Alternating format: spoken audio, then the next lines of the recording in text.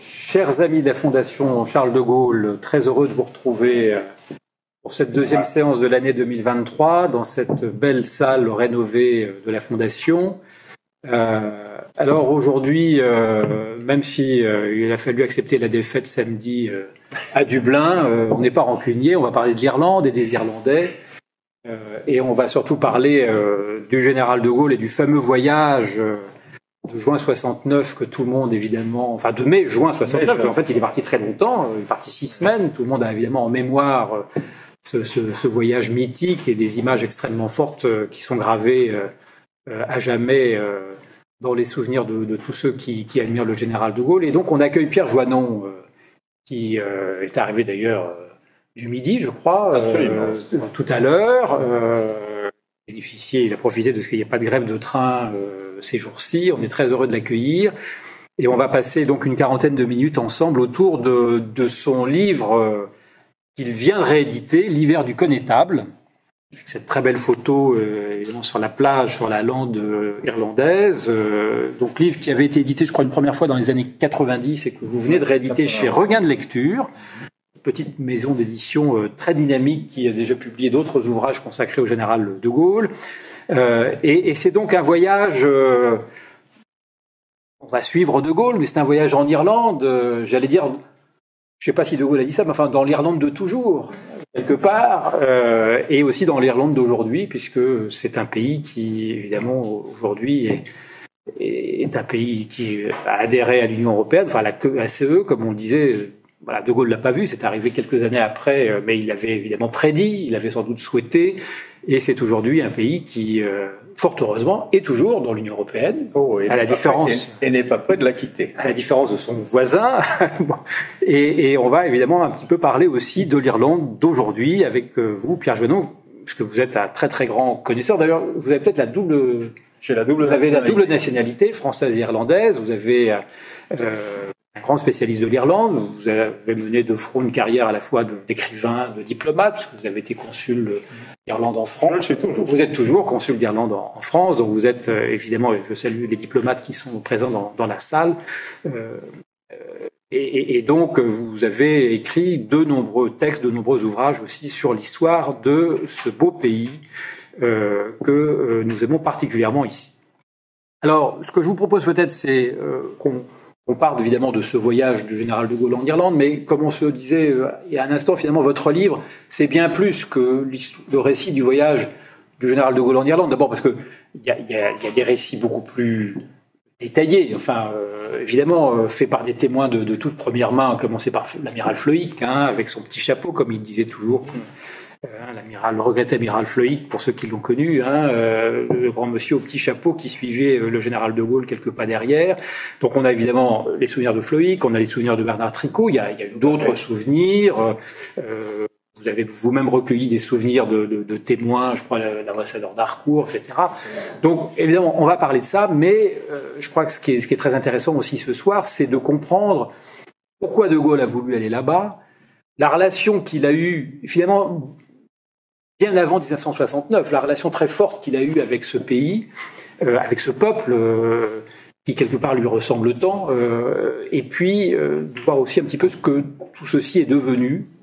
Maintenant que les géants que sont de Gaulle, de Valera ne sont plus, qu'est devenue cette relation particulière entre l'Irlande et la France. Alors, ce que je vous propose peut-être, c'est qu'on démarre par c'est un choix personnel, mais enfin quelques belles surprises, comme ça que je les ai appelées, des découvertes, parce qu'il y a évidemment des choses qui sont connues, mais il y a des choses qui sont moins connues quand même, et que vous nous révélez.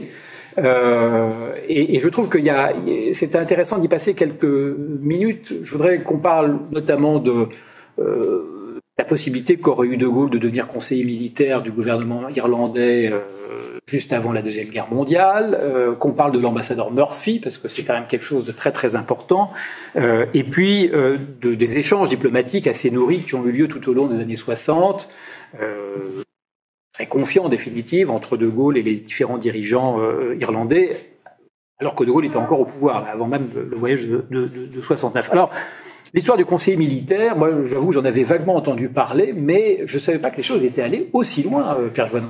Oui, alors en propos liminaire, je voudrais revenir sur ce que vous avez dit, c'est que ce livre n'est pas uniquement centré sur le voyage du général en Irlande. Le sous-titre précise bien, c'est Charles de Gaulle et l'Irlande, non pas Charles de Gaulle en Irlande. Et la raison en est qu'effectivement, j'ai réussi à identifier un certain nombre d'épisodes où l'Irlande et De Gaulle se sont croisés bien avant 1969 et le fameux voyage qui a suivi l'échec du référendum d'avril 1969. Alors, pour répondre à votre question concernant cet épisode très nébuleux, il faut bien le dire, parce que je n'ai pas trouvé beaucoup de vérifications, mais la personne qui relate ce fait est un écrivain et un journaliste tout à fait remarquable, Robert Fisk, qui narre cette histoire dans son maître livre qui fait près de 1000 pages sur l'Irlande pendant la Seconde Guerre mondiale, Nord et Sud, et qui raconte que De Gaulle, effectivement, a failli être conseiller militaire des 26 comtés de l'Irlande méridionale qui avaient acquis leur indépendance en 1921. Alors, comment les choses se sont passées? Elles se sont passées de la manière suivante. En 1921, un traité met fin à la guerre d'indépendance entre l'Irlande et la Grande-Bretagne. Ce traité du 6 décembre 1921 prévoit qu'un certain nombre de bases militaires seront conservées par la Royal Navy, 3 bases militaires avec des installations, des armements, etc. Un certain nombre d'autres éléments de sujétion de l'Irlande à la Grande-Bretagne étaient maintenus, et ces éléments de sujétion, naturellement, mécontenter les nationalistes, et notamment Eamon de Valera, qui est l'homme fort de l'Irlande méridionale indépendante de cette époque. Et de Valera va s'employer à supprimer un à un tous les éléments de sujétion qui limitaient la souveraineté nationale irlandaise. C'est assez gaullien, en définitive. C'est très gaullien. Nous y reviendrons parce que les deux hommes se ressemblent singulièrement, tant sur le plan physique que sur le plan moral et politique. Et l'Angleterre, naturellement, réagit. Elle réagit vivement. Ces coups de canif dans le traité de 1921 la mécontentent fortement. Et elle va réagir en imposant des droits de douane prohibitifs entre les deux pays. De Valera va riposter de la même manière aux droits de douane. Lui répond également par des droits de douane prohibitifs. Et il va s'en suivre une guerre économique qui va durer de 1932 à 1938. Finalement, il n'y aura ni gagnant ni perdant parce que les deux pays étaient véritablement sanctionnés par cette guerre économique et par ces droits de douane prohibitifs. Et de part et d'autre, on se rendait bien compte qu'il fallait mettre un terme à cette guerre économique. Donc en 1938, nouvelle conférence à Downing Street, on décide de lever les embargos et de supprimer les droits de douane. Et parallèlement à cette question-là, les Anglais disent aux Irlandais, disent à De Valera, 1938, on est dans une zone de turbulence. Par conséquent, il faudrait quand même songer à muscler votre armée. Vous avez une armée qui est quand même qui est pas très extraordinaire. Vous manquez de matériel, vous manquez d'armes anti-aériennes, vous manquez d'aviation, etc. Il faudrait songer à muscler votre défense. Alors, il parle pas des radars, même si ils sont assez discrets sur le sujet. J'y viendrai. Alors, réponse de Valera, oui, je suis extrêmement conscient du fait que mon armée n'est pas à la hauteur et qu'il faut que je la développe, alors les Anglais disent sur le plan de l'armement, il n'y a pas de problème, on vous donnera ce qu'il faudra, mais il faudrait quand même que des initiatives soient prises pour mettre cette armée en marche et en situation d'affronter des tentatives d'invasion s'il devait y en avoir. Et alors, De Valera dit à Chamberlain, son homologue britannique, il lui dit, eh bien écoutez, voilà, mon intention c'est de recruter un conseiller militaire qui pour des raisons bien évidentes ne peut être ni un Anglais, ni même un Anglo-Irlandais. Il dit alors comme vous êtes les meilleurs alliés de la France, eh bien je songe à recruter un officier français. Alors là, ça leur plaît pas aux Anglais. Ça leur plaît pas, surtout qu'ils avaient préalablement fait une étude pour savoir ce qui se passerait en cas de guerre. 1 avec l'Allemagne, 2 avec la France. Alors, en 1938, penser qu'éventuellement il y aurait pu avoir une guerre entre la Grande-Bretagne et la France, c'était quand même assez surréaliste. Toujours est-il que on réunit les militaires, tous les organisations interarmes, etc. Et naturellement, les militaires disent il n'est pas question qu'un conseiller militaire français vienne en Irlande et ait un œil non seulement sur le matériel classique, conventionnel que nous allons fournir aux Irlandais, mais également un matériel qui risque d'être un matériel sensible sur lequel nous avons fait des travaux et sur lesquels nous sommes très en avance. Et ça, c'était le radar. Et de surcroît, les Anglais disent aux Irlandais, en tout état de cause, un officier français aurait le devoir de révéler à son gouvernement tout ce qu'il pourrait voir et tout. Et il faut bien le dire, les Français ne sont pas connus pour garder des secrets. Et toc. Voilà. Et alors. Et pourquoi De Gaulle? Alors, parce que De Gaulle avait déjà fait, il s'était déjà fait connaître l'arme blindée, etc., etc. Le colonel De Gaulle à l'époque était quelqu'un qui phosphorait sur les problèmes de défense. Ouais. Et sa réputation avait franchi les frontières. Ouais.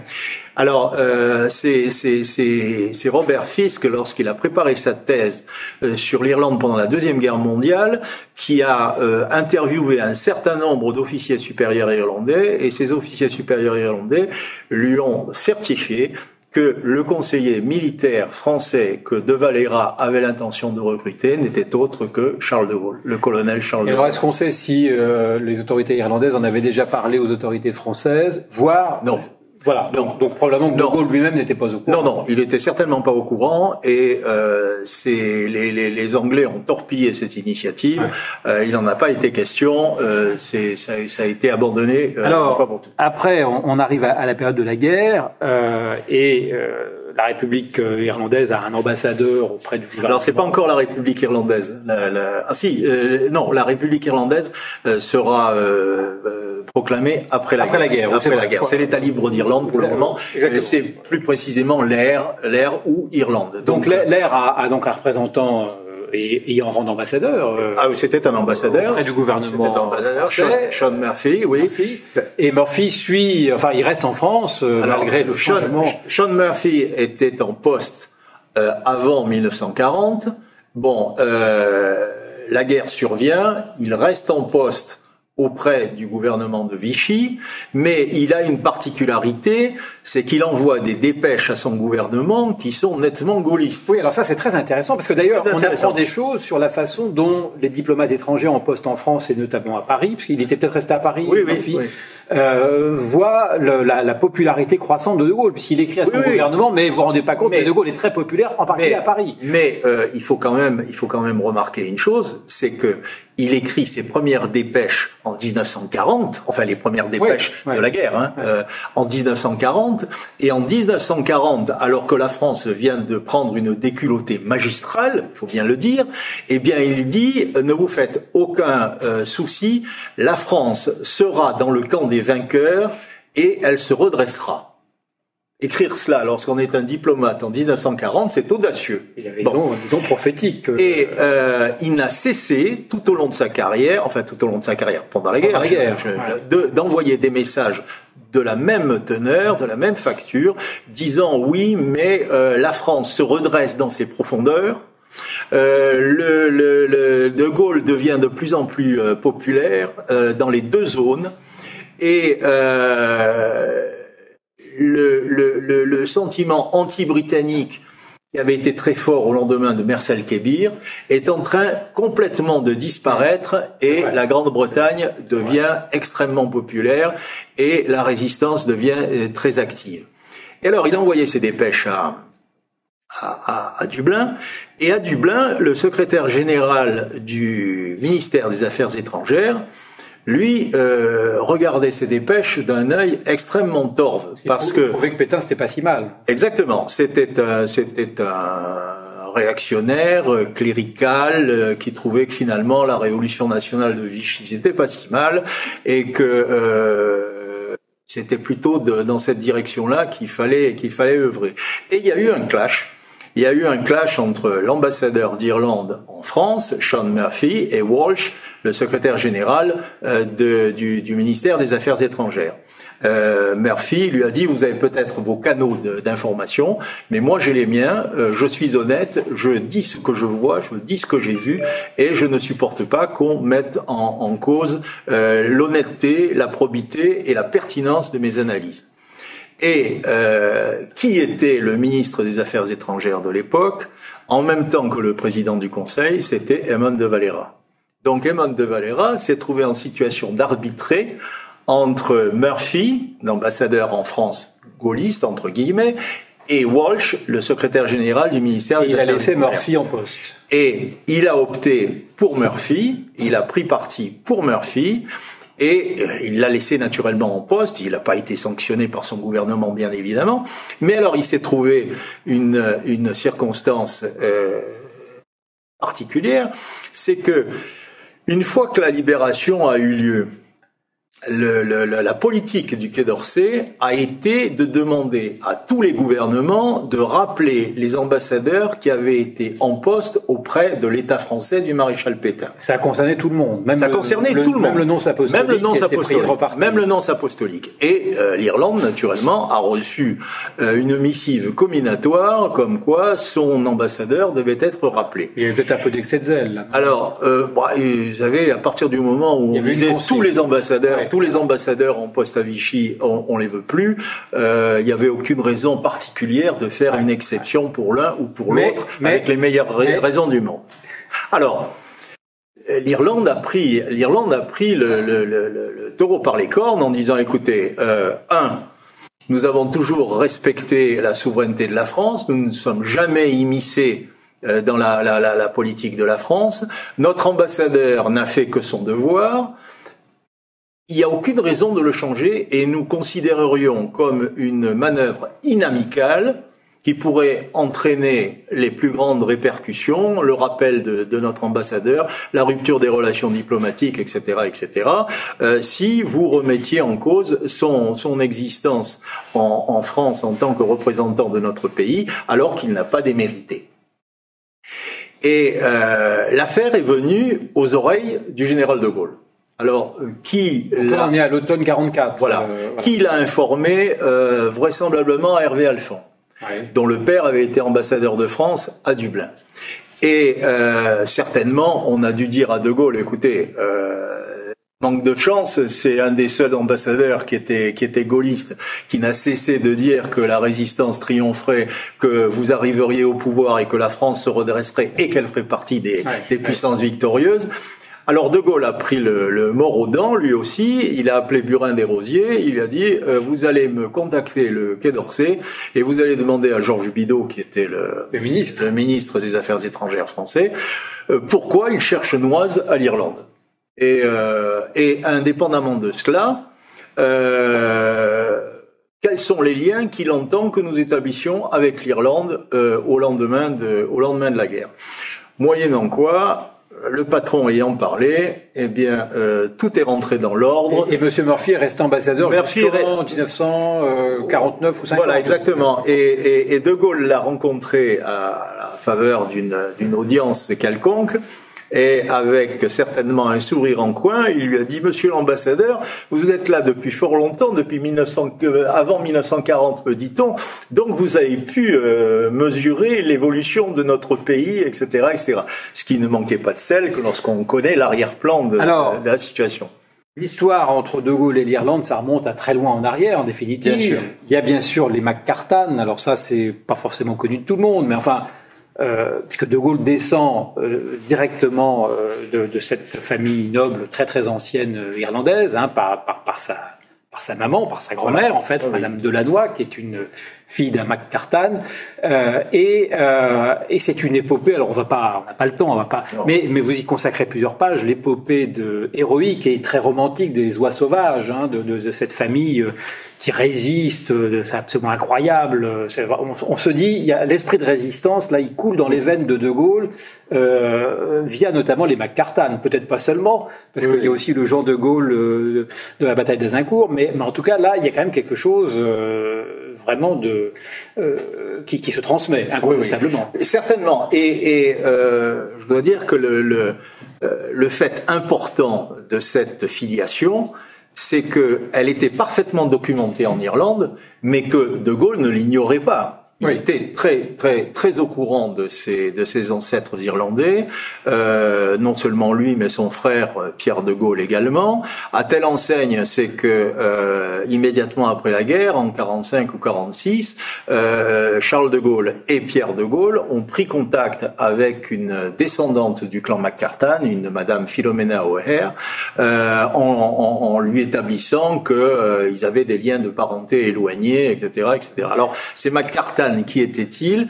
C'était un clan celtique, les seigneurs de Kinellarty, dans le comté de Down, qui est à l'heure actuelle en Irlande du Nord.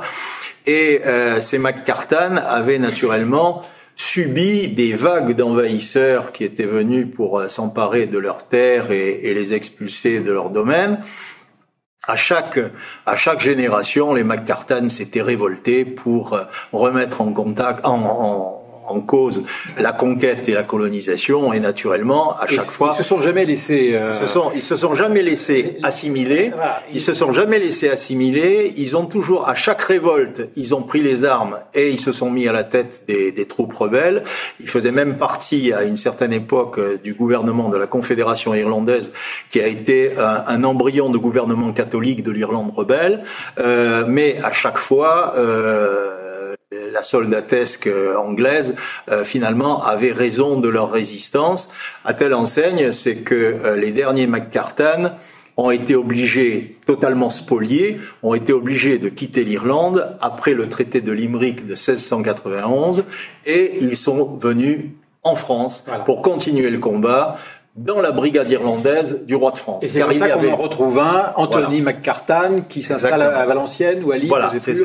Car il y avait une brigade irlandaise au service du roi de France, qui comportait plusieurs régiments et à laquelle, je le dis en passant, on doit la victoire de Fontenoy, parce que dans l'armée du maréchal de Saxe, qui faisait face à l'armée anglaise du duc de Cumberland, il y avait une dizaine de régiments irlandais qui formaient l'aile gauche de l'armée française et qui, à un certain moment, ont été lancés à l'assaut du corps de troupes anglais, et ils ont chargé en criant en gaélique, souvenez-vous du traité de il n'a pas fallu les pousser beaucoup, j'imagine. Non, il n'a pas fallu les pousser beaucoup. Et alors, ces oies sauvages, comme on les appelait, parce qu'ils venaient s'engager dans l'armée française avec la régularité de ces oiseaux migrateurs, ces oies sauvages, lorsqu'il n'y avait pas de campagne militaire, eh bien, ils fondaient une famille, etc., etc., et le McCartan, dont vous évoquiez le nom,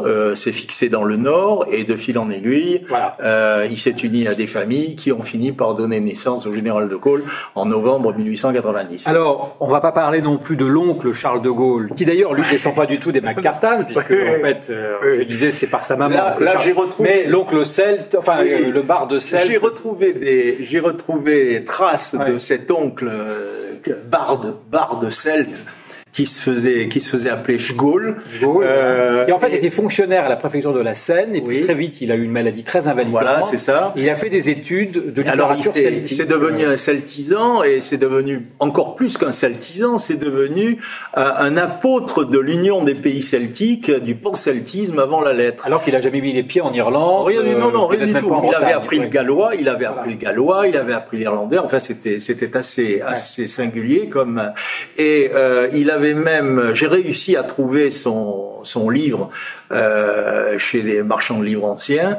C'est un livre totalement surréaliste où il raconte que les pays celtes porteurs d'une civilisation absolument extraordinaire, doivent émerger, doivent s'assumer, doivent devenir souverains, et puis que s'ils ne peuvent pas le faire, eh bien ils ont qu'à tous s'embarquer et partir en Amérique du Sud, où il y a des terres absolument gigantesques qui ne demandent qu'à être colonisées, savoir la Patagonie. Mais en tout cas, on imagine bien que tout cet environnement... Il n'a pas eu une grande influence sur son neveu, quand même. Non, mais j'allais dire quand même, tout cet environnement familial très intellectuel quand même, puisque là on parle de l'oncle Charles de Gaulle, mais on aurait pu parler de la grand-mère Joséphine de Gaulle-Maillot, qui est auteur absolument prolifique. Mais là en l'occurrence, tout ça c'est un environnement, je pense, intellectuel et culturel qui a quand même beaucoup marqué le jeune Charles de Gaulle, incontestablement. Alors, en l'occurrence, Joséphine Maillot, elle a un rôle, à mon avis, plus important que le barde Charles de Gaulle. Elle a 8 pages. Quand vous prenez le catalogue de la BNF, il y a 8 pages d'œuvres de Madame Joséphine de Gaulle. C'est quand même pas évident. Et au titre des œuvres qu'elle a... Au 19e siècle, d'avoir une femme comme ça qui écrit autant sous son nom, en plus. Alors, au titre des œuvres qu'elle a publiées, ce qui est intéressant, c'est qu'elle a publié une histoire de Daniel O'Connell, le grand tribun irlandais de la moitié du 19e siècle, qui a été à l'origine de l'émancipation de tous les catholiques dans le Royaume-Uni. C'est lui qui avait déclenché les premières grandes manifestations de masse sur le territoire du Royaume-Uni, et qui a réussi, à force de conviction, à force de volonté, et sans jamais céder à la tentation de la violence, qui est très important, parce que la tentation de la violence en Irlande a toujours été fréquemment un recours ultime, pas toujours heureux. Ce livre qui fait l'apologie de Daniel O'Connell a, dit-on, été une des premières lectures du général lorsqu'il était enfant, adolescent. Et ce qu'il y a d'intéressant, j'ai également trouvé ce livre, j'en cite des extraits dans mon ouvrage, c'est que il y a à la fois l'apologie de l'homme providentiel. Il y a toute une théorie de l'homme providentiel qui certainement a dû marquer le jeune Charles de Gaulle, parce que aussi bien lui d'ailleurs que de Valera avaient conscience, même très jeunes, qu'ils auraient un rôle, qu'ils avaient un destin et qu'ils auraient un rôle à assumer au service de leur pays. Alors, apologie de l'homme providentiel, ça c'est quelque chose d'essentiel, et également une passion dévorante pour la liberté, la libération religieuse et la libération politique. Alors ça, c'est deux axes qui, à mon avis, chez un être sensible comme devait l'être le jeune de Gaulle, qui ambitionnait de se mettre au service de son pays, ont certainement eu une influence plus grande que les celtiseries du bar de Charles de Gaulle. Alors, bon, je voudrais maintenant qu'on parle un peu du voyage de 69, même on va pas redécrire tout ce voyage, ça, c'est pas le propos, mais je voudrais vous demander, puisque vous êtes franco-irlandais, comment est-ce que les Irlandais à l'époque ont vécu ce voyage, et est-ce que les Irlandais d'aujourd'hui s'en souviennent encore? Ah oui. Ah ben écoutez,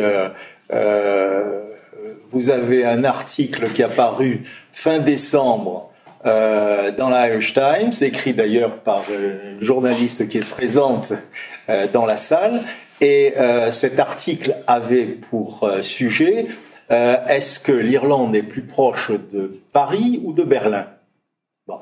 Et la première photo qui illustrait cet article, c'était une photo de Gaulle avec de Valera. Et bon, fin de l'histoire, la réponse, elle était dans la photo. Ouais. Alors, comment de Gaulle a-t-il été accueilli en Irlande? Il a été accueilli en Irlande d'une façon très irlandaise, c'est-à-dire avec enthousiasme et discrétion. Enthousiasme parce que les Irlandais, vous savez, ont quelque chose de particulier. C'est un peuple qui a été longtemps conquis et colonisé et qui a gardé, maintenant ça commence heureusement à s'estomper, mais qui a gardé pendant très longtemps un complexe d'infériorité, le complexe d'infériorité du conquis et du colonisé. Et rien ne provoque davantage l'enthousiasme des Irlandais que de voir des Irlandais de la diaspora qui arrivent au sommet de l'échelle sociale dans leur pays. Ou à l'étranger, comme Kennedy. Oui, non, mais dans leur pays respectifs. Dans leur pays respectifs. Alors, vous avez Kennedy. Kennedy a été reçu dans les années 60 comme un roi. C'était un roi d'Irlande. Hein. Ouais. Bon, vous avez la princesse Grace. Ouais. La princesse Grace était accueillie chaque fois qu'elle allait en Irlande avec une affection, elle avait une popularité absolument extraordinaire. Et De Gaulle, il a pris cette place du descendant d'Irlandais qui arrive à se hisser à la première place dans son pays. Ce qui démontre que les Irlandais étaient capables de s'administrer. Donc De Gaulle, Kennedy, tous les deux descendants d'Irlandais finalement. Mais exactement. C'est peut-être pour ça qu'ils s'entendaient relativement bien, enfin en tout cas mieux que d'autres. En tout état de cause, comment dirais-je, les Irlandais étaient parfaitement au courant du sang irlandais qui coulait dans les veines de Charles de Gaulle, dans la mesure où, après la guerre en 47, un grand historien, le professeur Hayes, a publié un livre sur les descendants d'Irlandais en France, et il y avait De Gaulle.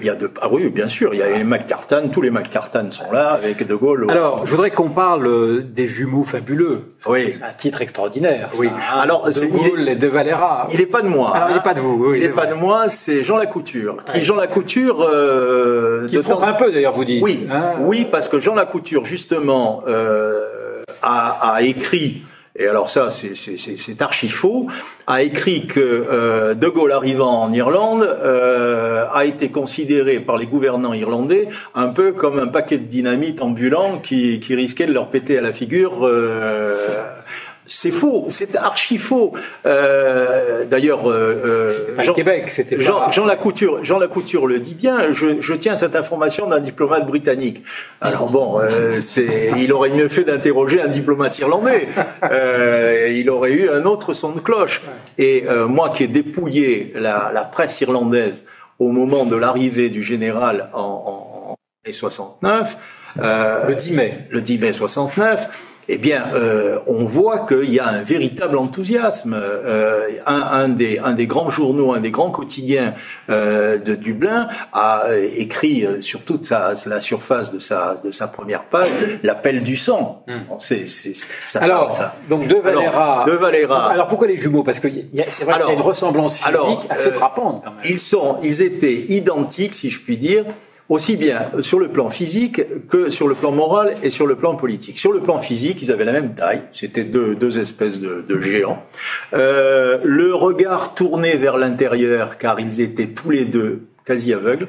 De Valera était complètement aveugle. Ouais. Et le général, lui, par contre, voyait très mal.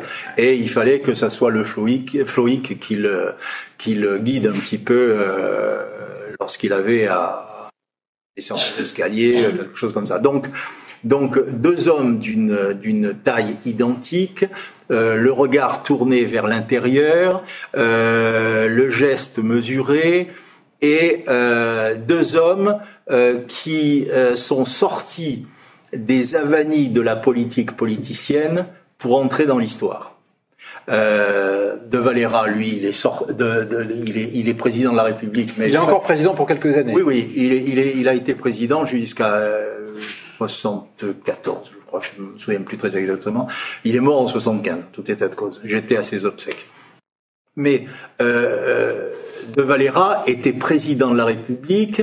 La présidence de la République en Irlande, c'est l'inauguration des chrysanthèmes. Donc, il était là comme une statue du commandeur, mais il n'avait plus du tout aucune influence sur la vie politique de son pays. Et De Gaulle, il avait démissionné de ses fonctions de président de la République. Il était en Irlande à titre privé.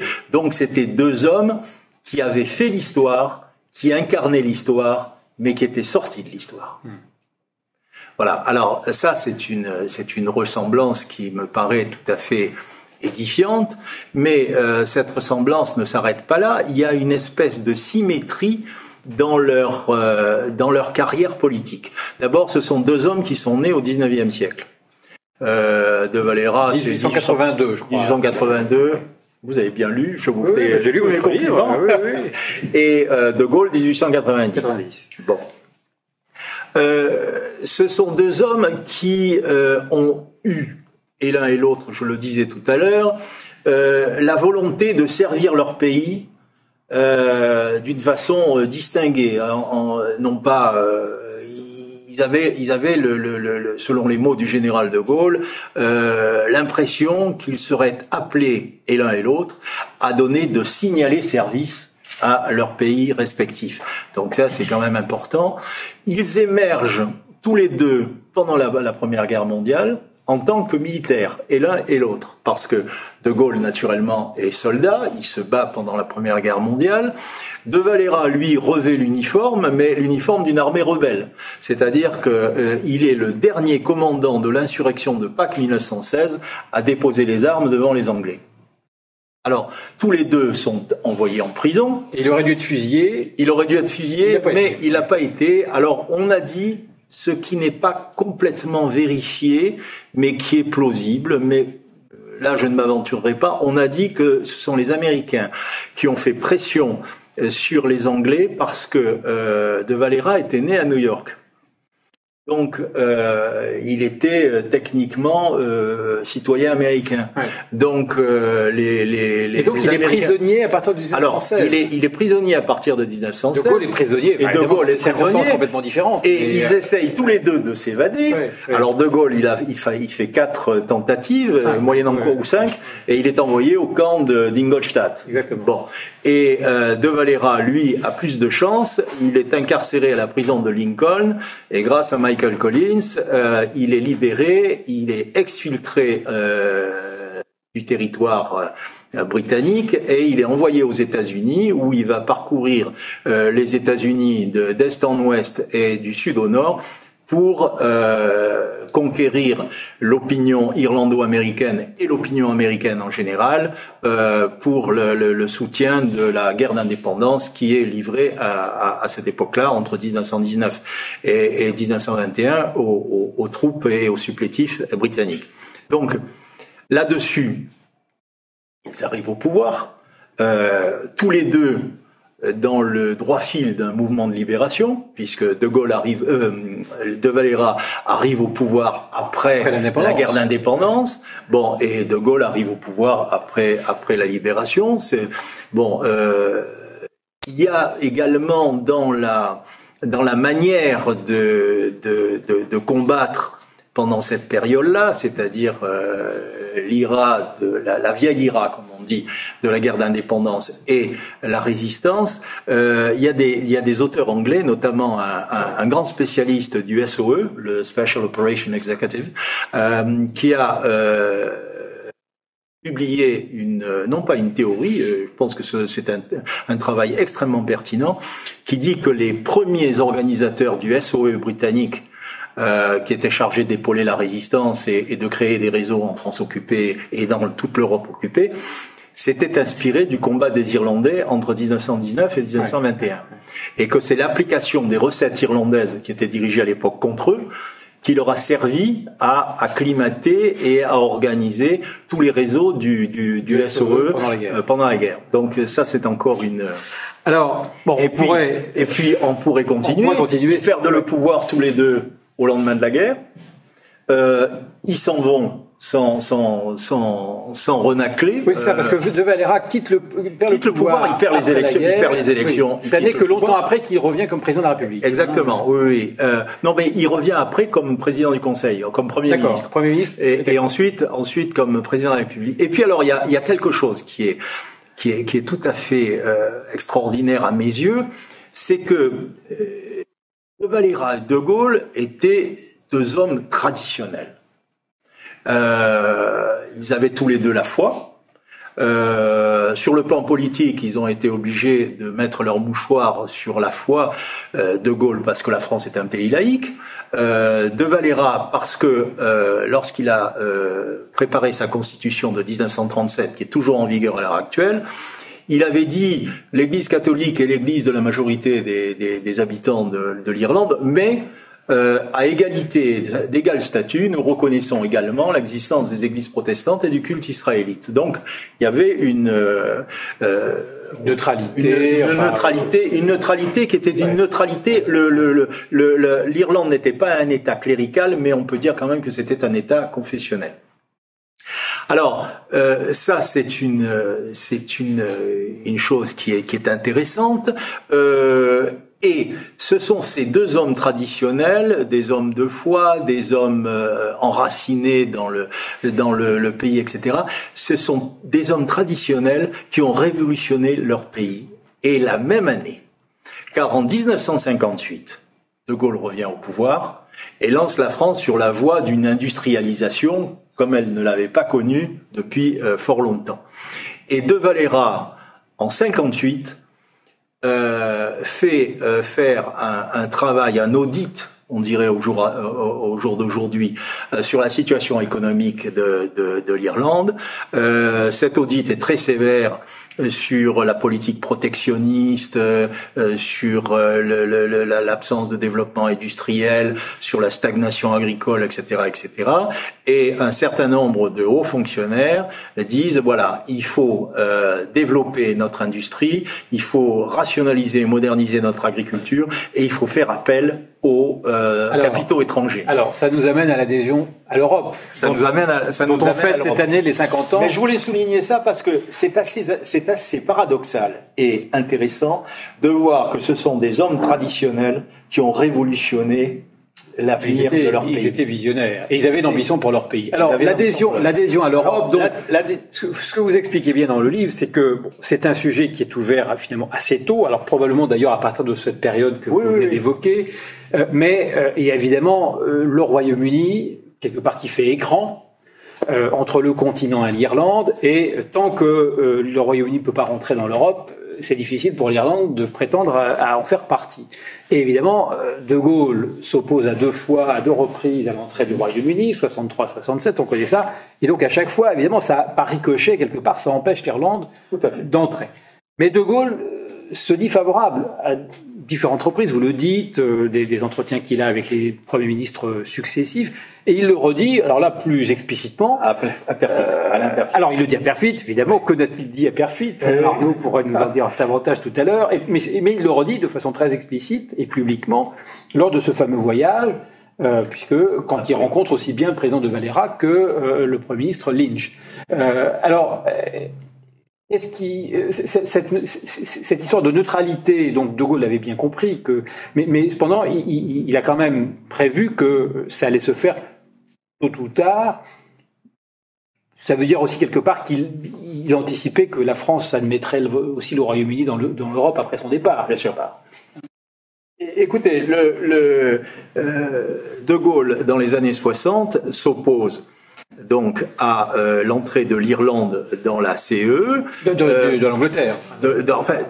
Disons, par ricochet, il s'oppose à l'entrée de l'Irlande parce que l'Irlande, dans les années 60, est encore très dépendante du marché intérieur britannique, a des échanges majoritaires, que ce soit en exportation et en importation, et que il est impensable à l'époque que l'Irlande rentre dans la CE alors que l'Angleterre n'y rentrerait pas. Donc, fatalement, alors les Irlandais ont relativement bien supporté cet ostracisme parce que ils ont senti, comme vous le marquiez à l'instant, que cet ostracisme était principalement dirigé contre la Grande-Bretagne, pays anglo-saxon, inféodé aux sirènes du grand large, etc., etc., etc. Alors, le problème, c'est que les Irlandais ont été très conscients du fait qu'il fallait, pour remplir les conditions d'adhésion à la communauté économique européenne, qu'ils développent leur économie et qu'ils deviennent plus indépendants de l'Angleterre. Et ils s'y sont employés. D'ailleurs, en 1965, ils ont signé un accord de libre-échange avec l'Angleterre pour justement muscler leurs échanges. Ils ont développé des échanges avec les États-Unis, avec l'Europe, etc. Et la situation qui était en 1960 62-67, au moment de l'opposition du général de Gaulle, était très différente dans les années suivantes. Et ça, de Gaulle l'avait, à mon sens, bien compris. Il ne pouvait pas revenir sur son opposition, mais et les propos à Alain Peyrefitte le disent bien. Il dit à un moment l'Irlande rentrera dans l'Europe et l'Angleterre sera l'Angleterre, je suis toujours sera toujours l'Angleterre. L'Angleterre sera toujours l'Angleterre. Je pense qu'il n'aurait pas été surpris personnellement de l'évolution de la situation et du Brexit. Et alors, lorsque il fait ce voyage en Irlande, il a des contacts avec. Alors, c'est un voyage privé, mais c'est un voyage privé qui se déroule comme un voyage de chef d'État. Oui, c'est clair. Voilà. Et il rencontre le Premier ministre, il rencontre le président, il rencontre les ministres des Affaires étrangères, etc., etc. Il s'entretient avec eux. Et à chacun, il dit il faut nouer des relations plus étroites avec la France, etc., etc. Et le dernier discours qu'il prononcera le 19 juin au château de Dublin, devant un parterre d'ambassadeurs, devant un parterre de ministres, etc. Il terminera son discours en disant, en substance, je résume, pendant un certain temps, pendant un certain nombre d'années, nous avons été séparés de l'Irlande par un voile qui nous éloignait, etc. Il paraît que ce temps-là est passé. Et nous devons nous rapprocher en action, en projet et en pensée. Et c'est le vœu que je veux faire en quittant ce pays. Alors, ce qui est extraordinaire, c'est que aujourd'hui, le Brexit lui donne raison, car l'Angleterre montre qu'elle n'est pas européenne, elle s'éloigne, et en s'éloignant, elle fait en sorte que l'Irlande trouve la France comme premier pays proche de l'Union européenne. Là, j'ai envie, évidemment, vous me tendez la perche, puis ce sera ma dernière question, parce qu'on a déjà beaucoup parlé, on va donner la parole à la salle, mais qu'en est-il aujourd'hui ? Est-ce que la France et l'Irlande ne devraient pas peut-être davantage s'entendre, se rapprocher sur beaucoup de sujets je vais vous dire qu'est-ce qui reste de cet esprit de l'époque de Gaulle, de Valera, et est-ce que nous, Français, on est conscients de cette relation particulière ? Oui, absolument. Le discours de Gaulle que je citais est devenu quasiment mot pour mot la feuille de route aussi bien de Paris que de Dublin. Et il y a un resserrement à l'heure actuelle des liens entre la France et l'Irlande qui est absolument extraordinaire. Sur le plan des transports, un certain nombre l'Irlande faisait transiter par la Grande-Bretagne un certain nombre de produits qui venaient ensuite en Europe. Mais là, est-ce qu'ils les font transiter par les ports français ou bien plutôt par Rotterdam ? Non, par les ports français. Il y a eu un doublement ou un triplement de circulation entre les ports irlandais et les ports français. Et ça, c'est qu'un seul exemple. Oui. Il y a l'agriculture. Absolument. Il y a un resserrement des liens entre la France et l'Irlande qui est formidable. À telle enseigne, c'est que sur notre ambassade de France à Dublin, vous avez un calicot en mettant la France le premier voisin de l'Irlande au sein de l'Union européenne. Ça veut tout dire. Hein. À l'heure actuelle, le vœu de Gaulle, qui était de voir les deux pays se rapprocher en action et en pensée, est parfaitement réalisé par le Brexit. Bon, c'est pas aller jusqu'à nous laisser gagner samedi à Dublin, quand même. Non, il y a des pôles de résistance. Bien. Il y a des pôles de résistance, ça c'est certain. Très bien. Écoutez, merci. Qui me plonge d'ailleurs dans un abîme de problèmes, parce qu'ayant la double nationalité, je suis toujours dans le camp des vainqueurs et des vaincus. Ça, c'est pratique. Moyennant quoi, oui, c'est pratique, mais c'est coûteux parce que je suis obligé de payer la tournée générale de toute manière. Bien, écoutez, merci.